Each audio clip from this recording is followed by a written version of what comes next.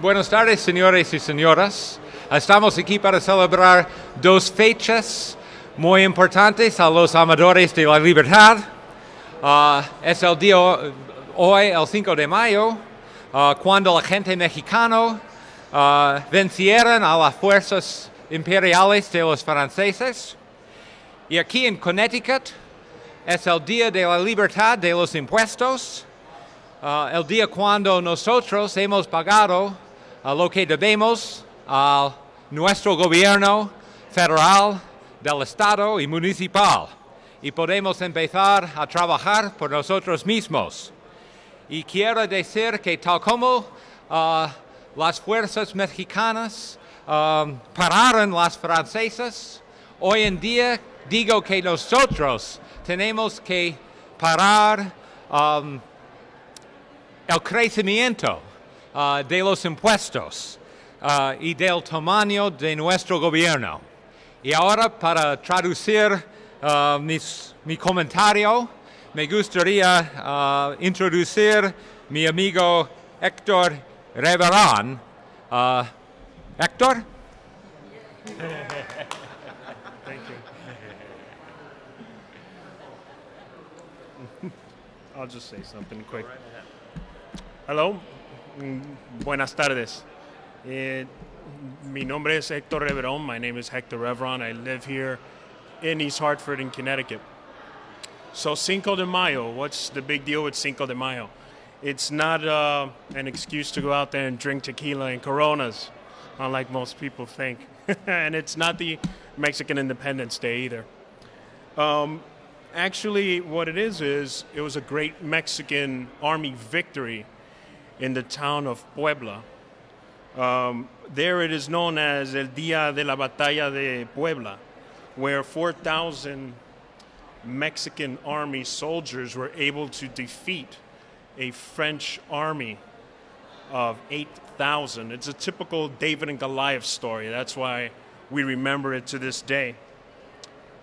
The biggest thing is, why did everything happen? What was the whole big excuse that why did France go in there and invade? And actually, what most people don't know about is that it was because of uncontrolled debt. What actually happened was that back in July 17th of 1861, the president at the time, Benito Juarez, did a memorandum. And the memorandum was that the country of Mexico was not going to pay its foreign debts. They were in so much debt due to wars and other expenditures that this gave the French, Spain, and Britain an excuse to come down on Mexico once they heard that their payments were not going to be made. France and Britain were able to negotiate with the Mexican government at the time, and they pulled their naval forces back, and that was fine. But the French used that as an excuse for invasion. And some historians even say that the United States was next. So under Napoleon III, he wanted an empire to be created in Mexico so they can have their foothold in the new land. Now, the U.S. at the time was going through its own issues, through its own problems. We had a civil war, and we had a wonderful Republican president at the time that was trying to keep this young nation together. So the more you pay in taxes, the less you have, the less freedoms you have. Now, Cinco de Mayo, as Senator Markley said, is our tax day here in Connecticut. It's quite a shame that we are the last state in the country to be able to declare that this is our tax freedom day. We all know May 5th, 125 days after the start of the year, Connecticut citizens are still paying taxes.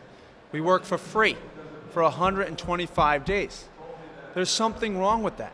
Time and time again, this building, this legislature, under Governor Malloy, has raised taxes. And I think it's time to say enough's enough.